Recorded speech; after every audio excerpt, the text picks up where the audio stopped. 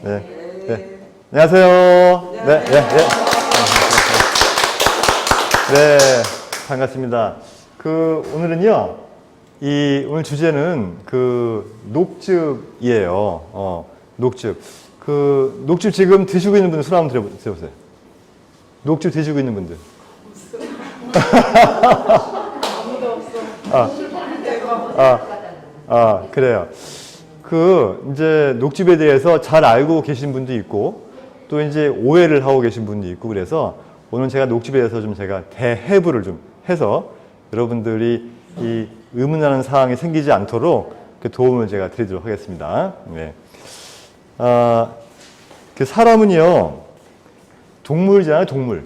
그죠? 동물은 원래 이 식물을 먹고 살고요. 또 식물은 동물을 먹고 살고, 이게 순환이 되는 거예요. 이게 이제 순천이라고 합니다. 그래서 실제로는 이 동물은 식물을 먹고 식물은 동물을 먹고 이것이 자연스러운 거예요. 그래서 사람 또한 동물이기 때문에 사실은 식물 위주로 먹는 것이 굉장히 기본적으로는 이제 하늘의 이치에 맞다 그런 부분이 있고요. 또 사람이 이빨 구조를 봐도 한 2대8 정도로 이 초식을 할 수 있도록 적합한 그런 이빨 구조예요. 그러니까 이 음식을 먹더라도 2가 육식, 8이 초식 이렇게 생각을 하시면 되겠습니다. 그런 면으로 볼 때는 이 채식을 좀 많이 하는 게 되게 중요한데 문제는 뭐냐면 이 권장량, 하루에 어느 정도 먹으면 좋겠다라고 하는 권장량을 채식을 하려고 하면 굉장히 좀 힘이 들어요. 이따가 또 설명을 드리겠지만 상당히 많은 양의 채식을 좀 해야 권장량에 맞출 수 있기 때문에 어떻게 하면은 이런 부분들을 좀 손쉽게 할 수 있을까라는 생각에서 이 녹즙이라고 하는 방법이 이제 나왔다고 보시면 됩니다. 이런 녹즙 짜보신 적 있어요, 집에서? 예, 그래요. 녹즙을 짜보면은요, 이게 얼마나 귀한 건지 알 수 있어요. 굉장히 많은 양의 채소가 들어가도 떨어지는 양은 거의 방울방울, 똑똑 떨어지, 속 터지거든요. 이거 기다리려면 진짜 속 터져요.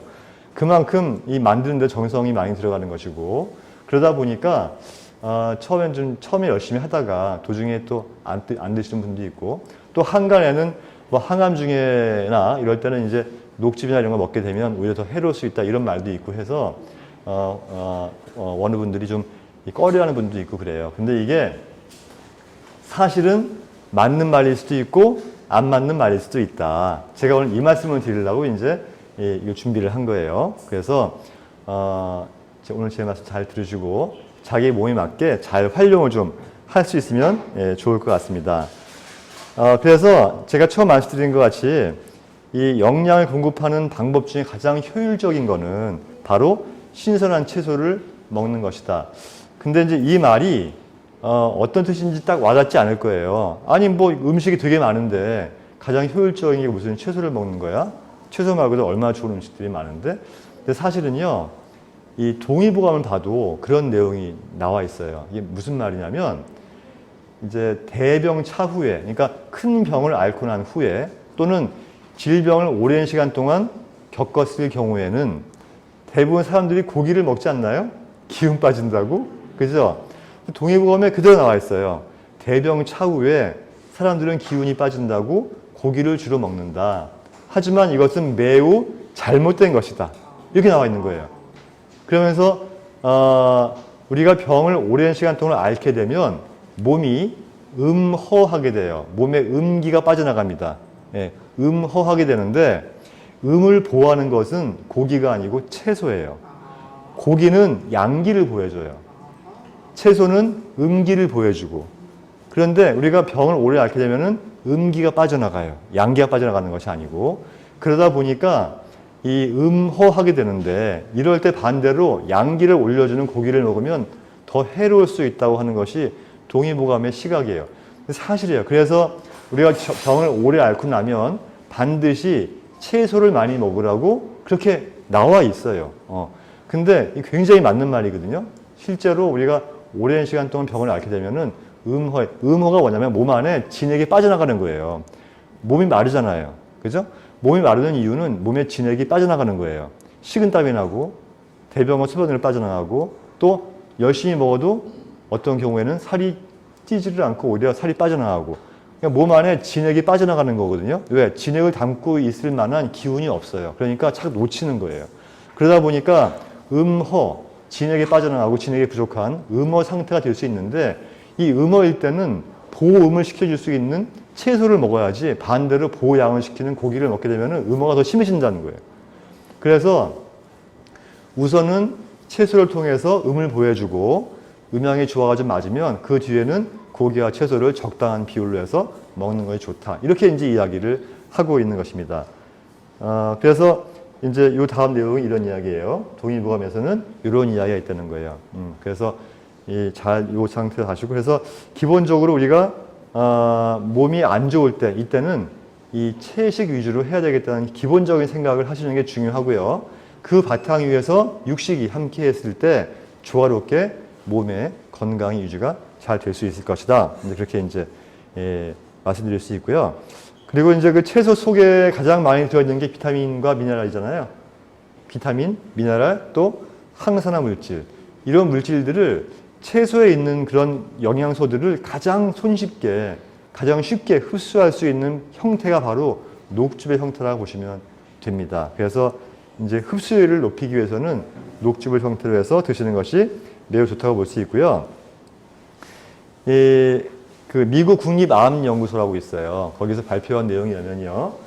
이 암 예방을 위해서는 하루에 5에서 9접시 정도의 채소를 먹어야 한다고 이야기를 하고 있습니다. 근데 하루에 9접시 정도 채소를 먹을 수 있는 분들이 그렇게 많지 않잖아요. 우리가 아침, 점심, 저녁 식단을 보면은 한 3접시 정도는 먹을 수 있을 것 같은데 9접시는 조금 양이 좀 많은 것 같아요. 근데 이 정도는 먹어야 암 예방에 도움이 된다고 하는데 그렇기 때문에 뭔가 좀 응축돼서 손쉽게 하루에 필요한 채소량을 섭취하기 위해서는 어쩌면 녹즙 형태가 어쩔 수 없는 형태가 될 수도 있겠다. 왜냐하면 그 녹즙 한 컵에는 케일 한 20장, 당근 한 4개 정도. 한 컵이라고 해봐 150ml, 그죠? 예, 한 컵 정도에는. 근데 그거를 케일을 20장 하루에 먹을 수 있나요?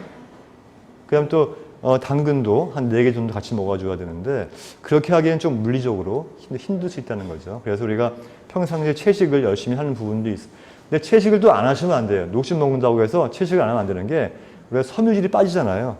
그렇기 때문에 채식을 하긴 해야 되는데 그 채소 안에 들어간 영양소들을 충분하게 섭취를 하기 위해서는 녹즙 형태로 드시고 또 채소들을 같이 드시는 것이 훨씬 더 효과적일 수 있다. 이런 말씀을 드릴 수가 있는 것입니다. 그런데 이제 이런 말이 있어요. 이제 항암 중에는 이제 생선회 먹지 말라는 말 많이 들어봤죠. 그죠? 궁금하잖아요. 왜 항암 중에 생선회를 먹지 말라고 그럴까? 또 녹즙이나 특히 한약을 먹지 말라고 많이 들었죠. 예. 그런데 이제 이런 말이 있어요. 항암 중에 녹즙, 한약, 날것 등을 먹어서는 안 된다. 이런 속설이 있단 말이죠. 또 실제로 이렇게 막 주장하는 사람들도 있어요. 그런데 이게 반은 맞는 말이고요. 반은 틀린 말이에요. 제가 지금 요 설명을 드리려고 하는 거예요. 그러니까 무조건 맞다, 틀리다 이런 내용이 아니고요. 저기 한국한의학연구소에서 이제 최근에 국제학술지에 발표한 내용이 하나 있어요. 뭐가 있냐면은 면역 항암을 하는 기간 중에 한약 처방 중에 보준이기탕, 탕약을 같이 먹으면서 면역 항암을 하는 경우에 그렇지 않은 경우에 비해서 이 항암력, 항암 능력과 또 몸이 회복되는 그 속도가 이 2.8배 정도 그 상승한다는 연구 결과가 있었어요. 그러니까 결국 뭐냐면 이 항암 중엔 절대 한약을 먹지 말아라는 시각이 있잖아요. 그런데 이 항암 중에 특히 그 면역 항암 중에 이 한약을 같이 먹었을 경우에 오히려 3배 가까이 이 항암력이 증가한다는 연구 보고도 있어요. 그런데 이걸 보면 이제 무조건 항암할 때 한약 먹어야겠네라고 생각하실 분이 있을지 모르겠지만은 그렇지가 않습니다. 네. 이 보준기탕이라는 처방이 있어요. 이 처방은요 대표적으로 기를 보호하는 한약재예요. 이게 기를 보호하는 한약재인데, 그러니까 혈이 허한 사람들이 먹는 약이 아니고 기가 허한 사람들이 먹는 약이에요. 그러니까 예를 들어서 항암 중에 기가 허한 그런 체질과 증상이 있는 분들은 보준기탕이 매우 효과적이지만 기가 허한 사람들이 보조기탄을 먹게 되면 오히려 체력이 더 떨어지고 몸이 더 안 좋아질 수가 있어요. 그렇기 때문에 한약을 먹어도 좋지 않다. 이게 중요한 게 아니고 그 사람이 현재 상태를 정확하게 보고 한약을 드시는 것은 괜찮다. 이 말씀을 드리고 싶은 겁니다. 그래서 그 내용이 이제 다음에 나오는데요. 이렇게 이제 기허인 환자가 항암 중에 이 보조기탄을 먹었을 때는 효과가 있을지 모르겠지만 혈허인 경우에는 먹게 되면 오히려 몸의 기능, 몸의 컨디션이 더 나빠질 수가 있다는 거예요. 그런데 녹즙도 마찬가지예요. 내 몸에 맞게 먹는다면 항암 중에 먹어도 아무 상관이 없어요. 더 좋아요. 그런데 내 몸에 맞지 않게 먹으면 항암 중이 아니라 암 환자가 아니더라도 문제가 될 수가 있어요. 그러니까 문제가 될 수도 있고 안 될 수도 있기 때문에 이제 큰 병원에서는 먹지 말라고 하는 거예요. 골치 아프잖아요. 설명 다 해주기가. 그러니까 아예 못 먹게 하는 거고. 그러니까 이제 못 먹게 한다고 해서 아 이게 안 좋은 거구나 생각하시면 안 되고 때에 따라서는 이것이 안 좋을 수가 있구나라고 아시면 되고 그때가 언제인지만 알 수 있다면 효율적으로 내가 필요할 때 먹을 수 있지 않겠어요? 주변에 녹즙 먹고 암을 극복하고 건강해졌다고 하는 분들이 얼마나 많아요? 많잖아요? 근데 또 어떤 경우에는 이걸 먹고서 더부룩하고 더 안 좋고 힘들어서 못 먹겠다는 분도 있단 말이죠. 그거 왜 그럴까? 이런 부분에 대한 설명을 제가 이제 해드리려고 하는 것입니다.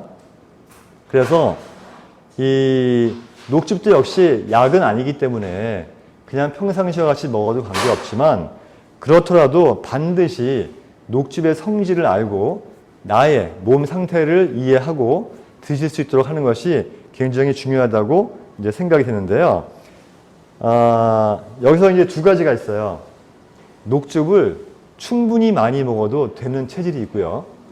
녹즙을 정말 조심스럽게 먹어야 되는 체질이 있고요. 조심스럽게 먹거나 아니면 항암 때는 좀 안 먹는 게 나을 수 있는 체질이 있어요. 이걸 구분을 하셔야 돼. 근데 녹즙 재료를 보면요. 대부분 다 차가운 성질을 가지고 있어요. 물론 그 녹즙이 가지고 있는 미네랄이나 비타민이나 영양소는 풍부하지만 그 자체가 가지고 있는 성질이 있는데 성질이 차갑기 때문에 기본적으로 열성 체질인 분들은요. 녹즙을 언제 어느 때라도 많이 먹어도 관계가 없어요. 하루에 1리터가 아니고 2리터를 먹어도 별 문제가 없는 분들이에요. 어떤 분들이냐? 바로 열성 체질인데 열성 체질은 어떤 분들이냐면 기본적으로 열이 좀 많으신 분들이에요. 평상시에 먹성이 좋고 잘 먹고 나 식욕부진이라는 건 들어본 적이 없어. 난 음식을 덜 먹으려고 노력을 하지 음식을 많이 먹어서 문제되지 않아. 이렇게. 그리고 살이 너무 잘 먹어서 살이 너무 많이 쪄서 살 좀 빼고 싶어 오히려. 이런 분들이잖아요. 이런 분들 녹즙 많이 먹으면 되게 좋아요. 살도 빠지고요. 녹즙 자체에 식욕을 조절하는 기능을 도와주는 성질이 있어서 녹즙을 많이 먹으면요. 살도 빠져요. 필요 없는 살도 빠지고 노폐물 제거 잘 되고 또 열성 체질이 좀 중화가 되기 때문에 몸이 훨씬 가벼워집니다. 그래서 더위 많이 타고 찬 거 좋아하고 또 이 갈증이 있고 소변이 진하게 나오고 대변이 좀 단단하게 나오고 이런 분들 성격이 좀 급하고 이 열성 체질이에요. 이런 분들은요 또 소화력이 좋고 이런 분들은 항암 때 먹어도 아무 상관이 없어요. 그래서 보통 우리가 왜 암 치염제 수기 보면은 하루에 녹즙을 뭐 1리터를 먹었네, 2리터를 먹었네 이런 분들 다 열성 체질이에요. 그런데 이 반대로 한성 체질이 있어요. 몸이 냉한 체질. 대한민국 사람들이 제일 많은 체질이 한성 체질이에요. 하기 때문에 녹즙을 그냥 막 먹어서는 안 돼요. 체질을 확인하고 먹어야 돼요. 한성 체질은 그 반대예요. 기본적으로 소화력이 약하고요. 추위를 많이 타고 손발이 차요. 그리고 이제 소변이 좀 맑게 나오는 편이고 대변 좀 묽게 나오는 편이에요. 당연히 추위 많이 타고 겨울에는 따뜻한 걸 좋아하고 여름에도 찬 거만 먹지 않고 그냥 이왕이면 좀 미지근하게 먹는 걸 좋아하고 이렇게 기본적으로 몸이 냉하신 분들이 있어요. 이걸 한성 체질이라고 하는데 이런 분들은 절대로 처음부터 녹즙을 한꺼번에 많이 먹어서는 안 돼요. 그래서 이제 보통 이런 분들은 이 양을 이제 처음에는 한 컵으로 커피 잔으로 볼 때 한 반 컵 정도. 그것도 이제 이 차기 냉장고에 보관을 하더라도 먹을 때는 꺼내놨다가 녹즙은 데우는 거 아니에요.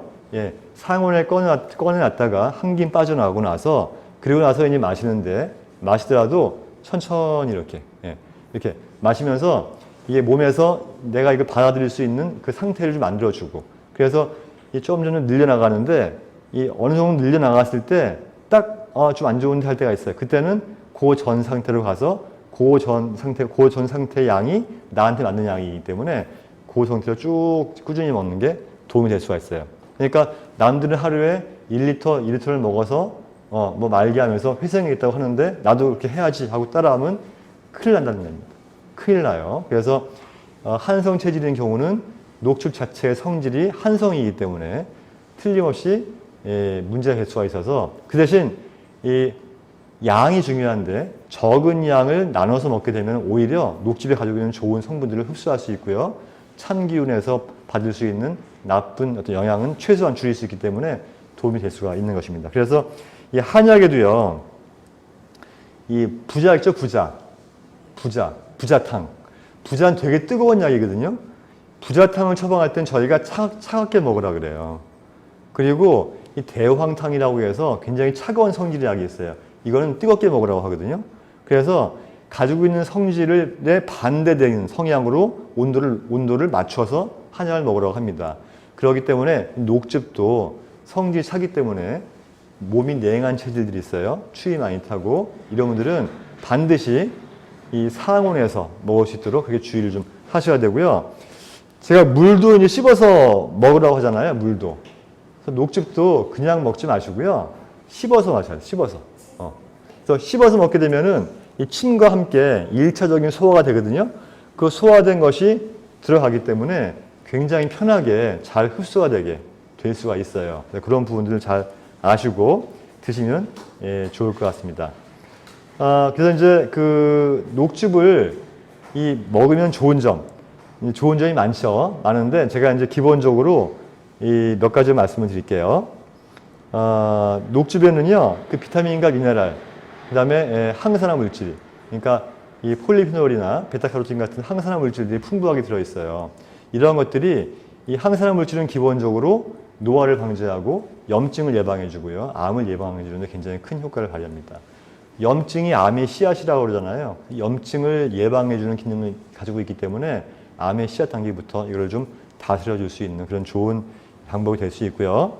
또 우리가 왜 산성식품, 알칼리식품 이런 이야기 하잖아요. 근데 사실은 이 산성 체질, 알칼리 체질은 말 자체가 맞지가 않아요. 맞지가 않습니다. 산성 체질, 알칼리 체질 그런 말은 없어요. 없는데 그냥 편의상으로 말을 하는 거죠. 하지만 음식을 조화롭게 먹어야 되는데 현대인들이 먹는 음식들이 대부분 가공식품이나 육류를 좋아하기 때문에 대부분 그게 산성 음식이에요. 그래서 이 음식을 먹을 때도 기본적으로 산성과 알칼리성이 조화롭게 그래서 이제 약 알칼리성 정도로 해서 음식을 먹어야 되는데 우리가 먹는 음식은 대부분 산성화되어 있기 때문에 이런 것들을 좀 더 약 알칼리성으로 좀 땡겨주기 위해서는 강력한 알칼리성 성질을 가지고 있는 녹즙을 드시게 되면 그런 부분들을 좀 중화할 수 있는 좋은 방법이 될 수 있기 때문에 우리 몸 체질 개선에 도움이 될 수 있다. 그런 이야기고요. 녹즙에는 또 알칼로이드라는 성분이 있는데 이것이 우리 몸의 노폐물을 배출하고 독소를 제거하는데 도움을 주는 그런 물질들이에요. 그렇기 때문에 면역도 좋아지고 독소, 노폐물들을 배출하는 데 도움을 주는 성질을 가지고 있기 때문에 녹즙은 굉장히 좋은 우리 치유 방법 중에 하나가 될 수 있다. 이렇게 설명을 드릴 수가 있습니다. 그래서 녹즙 복용 시 주의사항이 있어요. 이걸 좀 잘 아셔야겠죠. 자, 여러 가지가 있는데요. 보통 그 체질 따라서 복통이나 가스, 두드러기 같은 증상들이 나올 수 있어요. 근데 이게 어떤 사람들은 면역 반응이라고 이야기하는 경우도 있어요.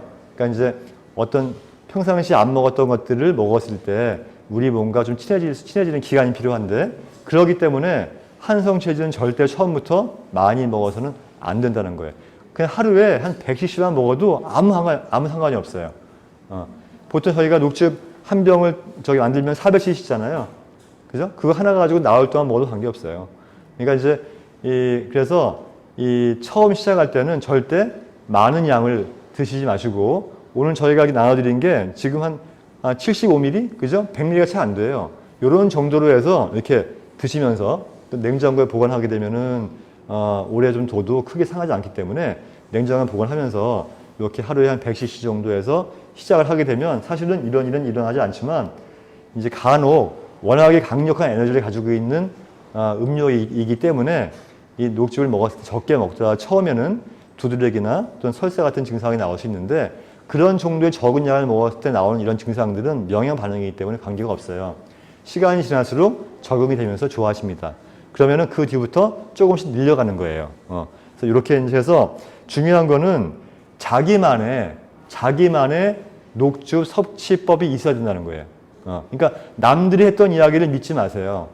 나만의 녹즙 섭취법이 있어야 된다. 다시 말해서 그 양도 내가 어떻게 먹어야 될지 나만의 양이 있어요. 먹어보니까 어느 한도 이상은 좀 힘들어. 그때는 그 전에 먹었던 양으로 돌아가서 그 양도 쭉 밀고 나가면 돼요. 그러다 어느 정도 또 적응이 되면 좀 더 올려도 되고 이렇게 해서 처음부터 잘 하시는 분들 따라서 하다가는 큰일 날 수가 있다. 그런 부분들 잘 아셔야 되고요. 그 다음에 녹즙 드신 다음에 막 방귀를 막 끼시는 분들이 있어요. 이거는 꼭 나쁜 현상이 아닙니다. 예. 이 장내에는 미생물이 있는데요. 이 미생물 균형이 유익균과 유해균 간의 균형이 8대2 정도가 돼야 되는데 이 항암이나 방사선 하게 되면은 그런 균형이 많이 깨져요. 깨지면서 변비 설사를 할 수가 있는데 녹즙이 들어오게 되면은 강력한 에너지 물질이기 때문에 이것이 장내의 미생물의 정상적인 균형을 맞춰주기 위한 어떤 그 작업을 하게 되거든요. 이런 과정에서 이제 방귀가 나올 수 있는데 이거는 걱정하지 않아도 됩니다. 그리고 그 방귀는 독하지 않으니까 옆 사람한테 피해 안 주니까 걱정하지 마세요. 마음껏 끼세요. 끼시고. 그래서 이제 그 중요한 거는 이 대부분의 부작용은요, 처음부터 많이 먹었을 때, 또 적게 먹더라도 급하게 먹었을 때 문제가 생겨요. 그래서 적은 양을 천천히 씹어서 먹듯이 먹게 되고 온도를 맞춰서 먹게 되면은요, 아무 문제가 생기지가 않습니다. 그리고 한성 체질이라도 항암 중에 그런 방식으로 먹는 거는 아무 문제가 안 돼요. 그래서 문제가 되는 부분은 뭐냐? 잘 모르고 한꺼번에 욕심부려서 많이 먹었을 때 꼭 사고가 나요. 그리고 그렇게 먹어서 될 분들 여기 몇 분 계세요. 그렇게 먹어도 문제 안 되는 분들. 하지만 대부분은 그렇게 해서 안 되는 분들이에요. 내가 딱 봤을 때 3분 정도는 그렇게 먹어도 될 것 같은데 나머지 분들은 제가 설명드린 것 같이 그렇게 적은 양을 온도를 맞춰서 천천히 씹어서 먹듯이 그렇게 처음 시작할 때는 그렇게 해야 녹즙의 좋은 효과를 올곧이 우리가 얻을 수가 있다. 이렇게 이제 이해하시면 되고요. 당연히 유기농으로 재배한 청정한 재료로 녹즙을 짜야 되고요. 아무리 유기농으로 재배했다 하더라도 흐르는 물에 잘 씻어서 이제 제조를 하는 것이 중요하겠죠. 그런 부분들 잘 이해하시고 하시면 좋을 것 같습니다. 여기까지가 이제 제가 녹즙의 효용성, 주의할 점 이런 것들 말씀을 드리는 거예요. 그러니까 뭐냐면 자기 체질의 특성을 잘 알아야 되는 거예요. 체질을 팔체질도 있고 사상체질도 있고 또 32가지로 나누는 것도 있어요. 근데 이렇게 너무 어려워. 그래서 쉽게 제가 지금 반은 딱 잘라서 한성 체질과 열성 체질을 말씀드린 거예요. 대한민국은 열성보다는 한성 체질이 많아요. 그래서 열성 체질이 많은 서양 사람들은요, 녹즙을 아무리 많이 먹어도 전혀 문제가 안 되는 사람들이 많아요. 근데 동양 사람들은 한성 체질이기 때문에 한꺼번에 처음부터 많이 드시는 것은 위험할 수가 있다. 이렇게 이해하시고요. 그래서 거순요법에서 하는 녹즙은 그 서양이잖아요. 그거 똑같이 하시면 안 되는 거예요. 거기에 맞춰서 할 수 있는 분들은 열성 체질, 보통 10명 중에서 한 2~3명 정도 있는 그런 분들한테만 가능한 것이다. 그래서 그렇다고 한성 체질은 먹어서 안 되느냐? 그렇지 않다는 거예요. 먹을 수 있어요. 있지만 방법을 제가 설명드린 것 같이 하게 되면 어떤 분들은 그래요. 꼭 그렇게까지 해서 먹어야 됩니까? 네. 그러면 좋아요. 워낙에 효과가 좋고 강력한 에너지를 가지고 있는 자연요법이기 때문에 이걸 포기하기에는 너무 아까운 거예요. 그렇기 때문에 내 몸에 맞게, 내 몸에 유리하게 해보는 것은 굉장히 중요하다고 생각이 듭니다. 그 다음은요, 저희가 만들어서 녹즙 지금 드시고 있잖아요. 거기 들어가는 것들 제가 설명을 드릴게요. 처음엔 케일이에요, 케일. 케일은 그 녹즙을 먹는다고 했을 때 반드시 들어가야 될 거예요. 왜냐하면 케일 속에 들어간 성분들 중에서 이제 우리가 흔히 설포라판이라는 성분도 있고 이런 것들이 전부 다 이 소화기 계통의 암을 예방하는 데 굉장히 도움을 주는 성분들을 가지고 있어요. 그리고 이제 이 해독을 시키는 데 도움을 주고 또 항암에 도움을 주는 인돌 화합물 포함되어 있기 때문에 그래서 인돌 화합물, 설포라판 이런 성분들이 이 항암, 특히 소화계통의 암을 예방하고 치료하는 데 굉장히 도움을 주고요. 장을 튼튼하게 해주고 신경통이 있을 때도 신경통을 완화시켜주는 작용이 있기 때문에 왜 통증 있잖아요. 왜. 그런 부분을 완화시켜주기 때문에 케일은 반드시 들어가야 되고요. 그 양배추는요. 제가 아까 처음에 그 초기 화면이 양배추였던 거 기억하세요 혹시? 초기 화면이 양배추였죠. 양배추는 제가 방송에서도 한 여러 번 이야기를 했어요. 그래서 어떤 사회자가 양배추 박사님이라고 할 정도로 왜냐하면 양배추는요 정말 감사한 채소라고 생각하시면 돼요. 왜냐? 다른 재료들은 전부 다 녹주 재료들은 성질이 차가워요. 근데 유일하게 양배추는 성질이 따뜻합니다. 그래서 이 양배추가 들어가야 한쪽으로 치우쳐 있는 그 녹즙의 기운을 조금 더 이쪽으로 당겨줄 수가 있어요. 그래서 반드시 양배추가 들어가야 돼요. 그리고 또 따뜻한 재료가 뭐가 있냐면 부추가 있는데 부추는 맛이 좀 안 좋아. 부추는. 그러니까 부추와 양배추가 기본적으로 성질이 따뜻하거든요. 그런데 부추는 우리가 맛도 있어야 먹을 수 있잖아요. 근데 부추가 들어간 맛이 조금 먹기 힘들어요. 그래서 이 양배추는 기본적으로 달달해요. 그죠? 맛이 괜찮아요. 괜찮고 성질이 따뜻해요. 그리고 그 속에 들어있는 비타민 K, 비타민 U 이런 성분들이 위궤양이나 위암이나 소화계통 암을 예방하고 치료하는 기능을 가지고 있어요. 그래도 무엇보다도 처음 말씀드린 것 같이 성질이 따뜻하기 때문에 음성체질, 한성체질인 동양인들에게는 사실은 양배추는 최고의 녹축 재료라고 보시면 됩니다. 그래서 이것이 들어가야 다른 재료들이 들어갔을 때 조화로워지면서 누가 먹어도 큰 무리 없이 먹을 수 있는 녹즙이 될 수가 있습니다. 그래서 이런 부분이 되게 중요해요. 그 다음에 비트. 우리가 이제 딱 그 녹즙을 먹을 때 색깔을 보면은 비트가 들어갔는지 알 수 있죠? 그죠? 색깔이 붉잖아요. 우리가 왜 컬러 푸드 많이 이야기하죠? 컬러 푸드. 색깔이 있는, 채소를 많이 먹으러 하잖아요. 비트가 대표적인 컬러 푸드잖아요. 이 붉은색이 어떤 역할을 하냐면 피를 만들어주고, 피를 잘 돌게 해주고, 피를 맑게 해주고, 심장의 열을 내려주고, 이런 작용들을 해요. 그래서 이 비트가 막 그냥 기운이 막 끌어오르고 열받아가지고 막 기운이 상기되고 답답하고 이렇게 스트레스 받고 짜증나고 이럴 때 이런 부분을 이렇게 풀어주는 작용을 합니다. 그러니까 심장을 튼튼하게 해주고요. 피를 맑게 해주고 혈액순환을 잘 되게 도와주는 작용을 비트가 하기 때문에 반드시 이 비트도 같이 들어가면 좋아요. 그리고 먹다 보면 때깔도 좋아요. 그래서 먹기도 나쁘지 않습니다. 그 신선초는 이제 그 칼륨 성분이 좀 있어서 부기를 좀 내려주는 그런 기능이 있어서 같이 저희가 넣어서 배합을 하고 있고요. 그 다음에 여러분들 어디 가서 면이지 면. 짜장면, 울면, 짬뽕 이런 거, 면 제품, 빵 같은 거 있잖아요. 제가 먹지 말라고 하는 것들. 근데 이제, 오래간만에 친구를 만나가지고 이제 너무 맛있는 짬뽕에서 짬뽕을 먹고 왔어. 근데 난리가 난 거예요, 속이. 이럴 때 이거 풀어주는 제일 좋은 게 뭘까? 한방 소화한 이후에 무예요, 무.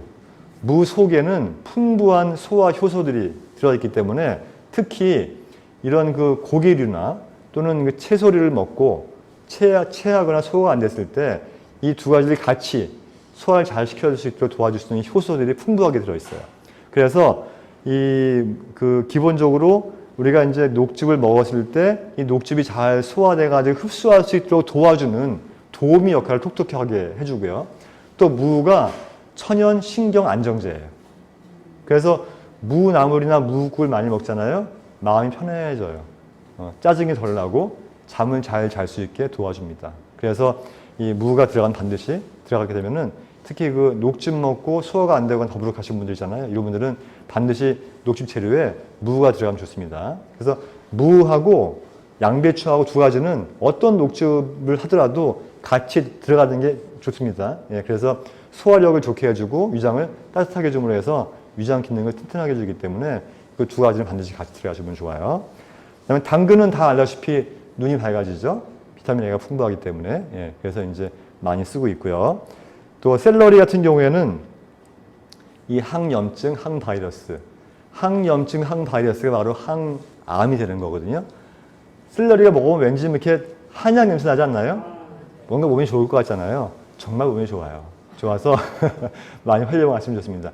그러니까 지금 말씀드린 이 재료들이 저희 병원에서 지금 녹즙으로 사용하고 있는 재료들이에요. 재료들이고 그래서 여기에다가 조금 더 좀 활용을 잘 좀 하고자 한다면 이 비타민은 왜 수용성 비타민이 있고 지용성 비타민이 있잖아요. 비타민 A는 지용성 비타민이거든요. 그래서 또 여기 이제 또 루테인 같은 그 항산화 물질도 풍부하게 들어있는데 이런 모든 건 지용성인데 그래서 그 이렇게 녹즙은 어떤 분들은 식전에 먹어서 좋다는 분도 있지만 대부분 위장이 약하신 분들은 식전에 먹으면 좀 힘이 들어요. 그래서 식후에 먹는 게 좋고요. 또 식후에 먹으면 위장에 기름기가 좀 있잖아요. 있는 상태이기 때문에 지용성 영양소들이 쉽게 좀 분해가 될 수 있어서 이제 좋은데 만약에 나는 뭐 소화력이 좋아서 식전에 먹어도 좋아 라고 한다면 거기에다가 올리브유 있죠. 올리브유. 그거 한 스푼 정도 넣어서 섞어서 먹으면 정말 좋아요. 그러면 그 속에 들어있는 지용성 영양소들도 같이 흡수가 될 수 있기 때문에 그래서 만약에 빈속에 먹는다면은 올리브유 한 숟갈 넣어서 섞어서 먹으면 좋고 식후에 먹는다면 관계없어요. 밥 먹는 도중에 몸 안에 기름기가 들어가기 때문에 관계없으니까 그렇게 드시면 되겠습니다.